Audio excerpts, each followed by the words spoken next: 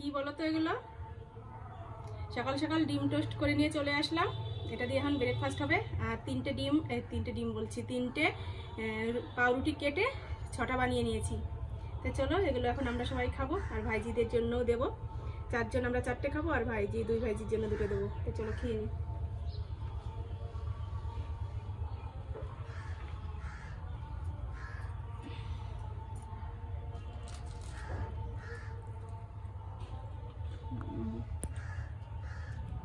রান্না করতে চলে এসেছি। এখানে যে ডিম ভেজে নিচ্ছি, ডিমের তরকারি রান্না করব।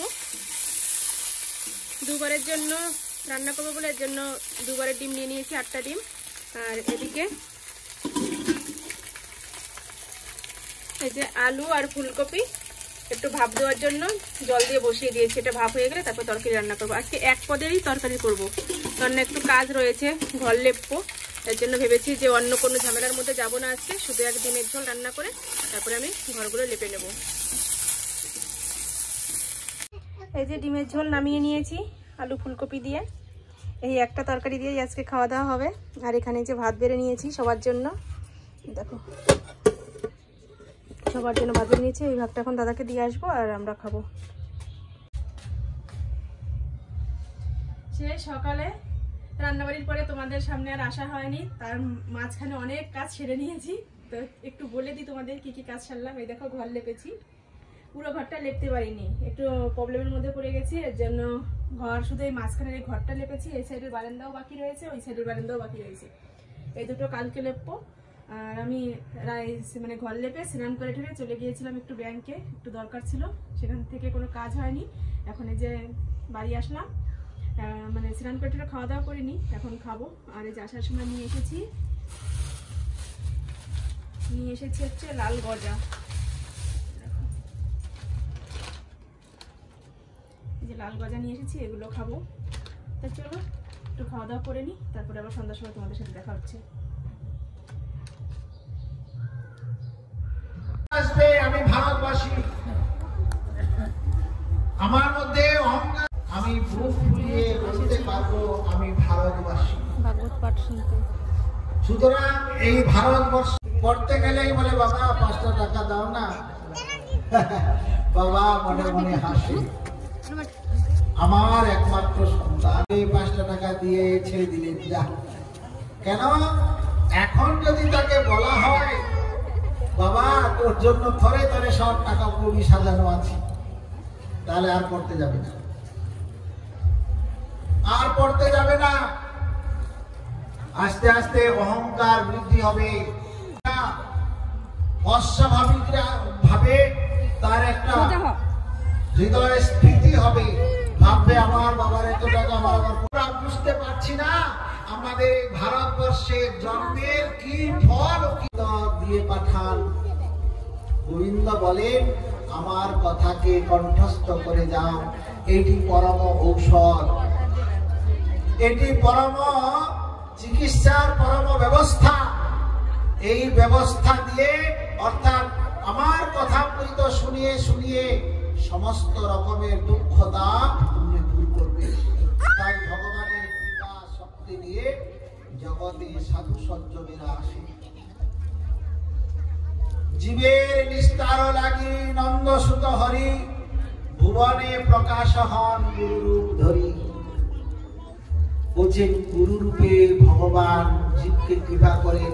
কৃষ্ণ যদি কৃপা করেন কোন ভাগ্যবানে, গুরু অন্তর্যামী রূপে শিখায় আপনে, তাহলে গুরু বা বৈষ্ণব বা সাধু উপলক্ষণে এরাই জগতে আসেন। জগতে এসে আমাদের মায়া বন্ধন দূর করে দেন। আমাদের সেই মৃতের হাত থেকে বাঁচতে গেলে অমৃতত্ব লাভ করতে হবে। সেই অমৃতত্ব শাস্ত্রে আছে, কিন্তু শাস্ত্র তো আমার জ্ঞান নেই। সেই শাস্ত্র বাণী ভগবানের কথা অমৃত সাধুর কণ্ঠে আছে। অব্ধ বিধৌ মধুমুখে ফণিনাং নিবাসে, সুধা প্রবহতি বিবুধা বদন্তি, খ্যারং ক্ষয়ং পতিহতা বিশদন্ত পাদাৎ, সুধাস্তি কণ্ঠে ভগবৎ জনানাম। আমরা জানি সমুদ্রে নাকি অমৃত আছে, কেননা সমুদ্র মন্থন হয়েছিল, অমৃত বেরিয়েছিল। বলে না, সমুদ্রে নোনা জলে ভরা, এই নোনতা জলে সমুদ্রের মাঝে কি অমৃত পাওয়া যায় না মিলে? আর যদিও বা মিলে, সে একবার নোনা জলে অমৃতটাই নোন হয়ে গেছে। বিধৌ চাঁদের মধ্যেও সুধা আছে, সেই সুধা আমরা মনে করি খুবই উপাদেয় সুন্দর। না না না, বলছেন সে শ্বশুর মশাই দক্ষের অভিশাপে যক্ষা ব্যাধিগ্রস্ত চন্দ্র, আর সেই সঙ্গে সঙ্গে কলঙ্কে ভরা। আর চন্দ্র তবে সে মানুষের সামনে আসে, বা মানুষ যখন সেই নববধূকে দেখে, সুন্দরী রমণীকে দেখে, তখন মনে হয় আমাদের অলঙ্কার শাস্ত্র অনুসারে যে সেই বধূর মুখটি যেন চাঁদ, যে মাধুর্য ঝরে স্বাভাবিক। কিন্তু সেই বধূটি, সেই রমণী হবে, লেগে থাকতে হবে আজকে 2 বার 4 বার টানাটানি। তাই আমাদের এই ভক্তিপূর্ণ আচরণটির প্রয়োজন আছে। এই ভক্তিপূর্ণ আচরণটি যদি হয়, তাহলে দেখা যাবে যে আমাদের রূপ, আমাদের আচরণ, আমাদের চলাফেরা, আমাদের কথাবার্তা, তা বলছেন এটা কিন্তু ঠিক হচ্ছে না। দেখো এটা আমি বলে নাকে তিলক দিয়েছি, এর আবার ধ্যান দেবে না। ভাগবতে আছে, চতুর্থ স্কন্ধে দেখে নেবেন আপনারা, গন্ধর্বকুলকে বিনাশ করবেন। আমার ভাইকে হত্যা করেছে, আমি একটাও গন্ধর্ব থাকতে দেব না বিশ্বে। বহু গন্ধর্বকে হত্যা করেছেন যুদ্ধে।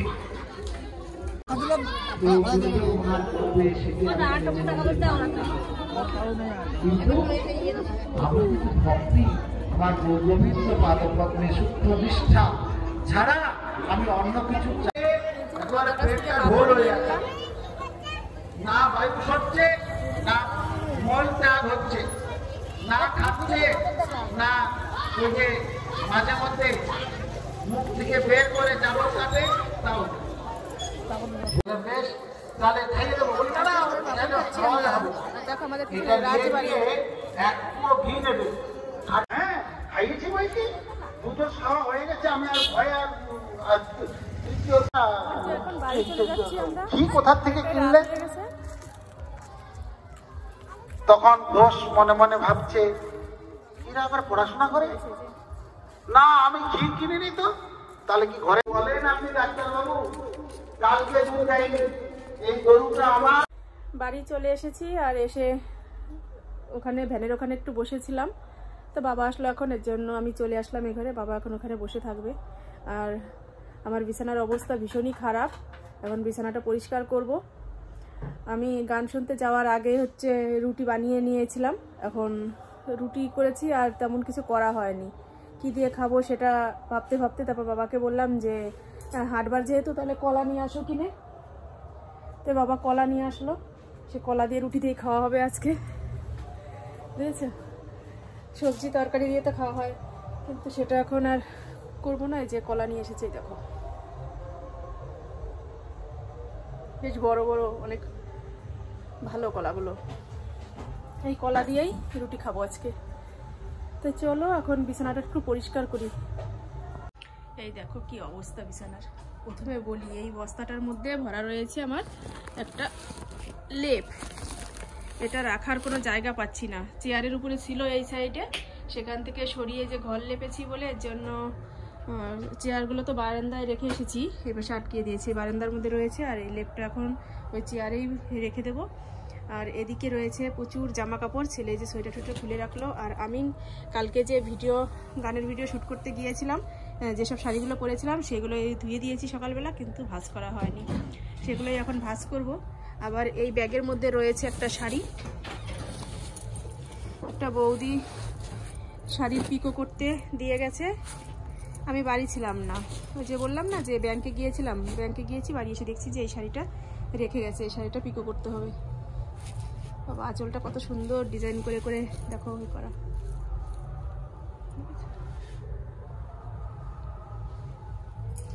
চলো শাড়িটা আবার ভাঁজ করবো। দেখো তোমাদের দেখাতে গিয়ে খুলে ফেললাম শাড়িটা।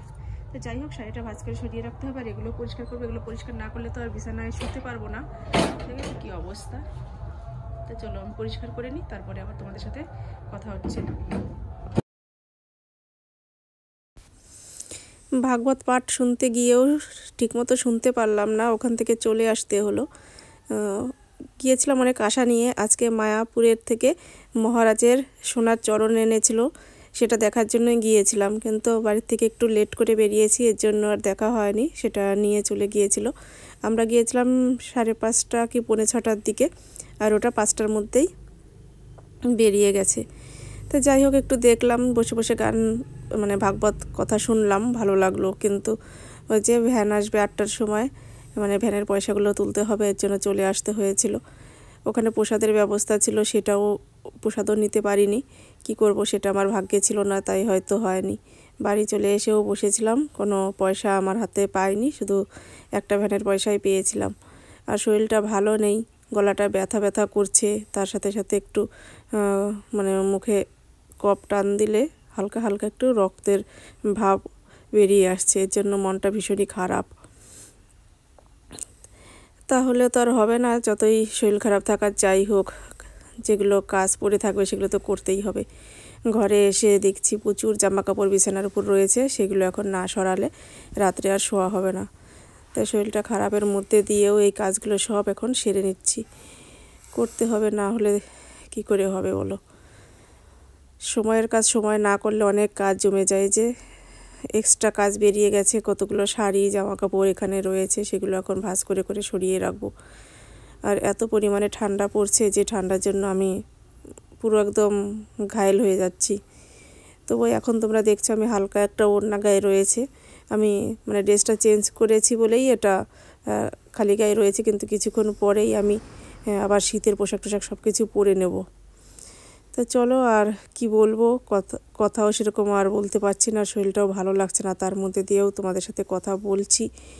আর এই যে সব শীতের জিনিসপত্রগুলো রয়েছে সেগুলোও সব ভাঁজ করে সরিয়ে রাখছি। তো দেখতে থাকো শেষ পর্যন্ত।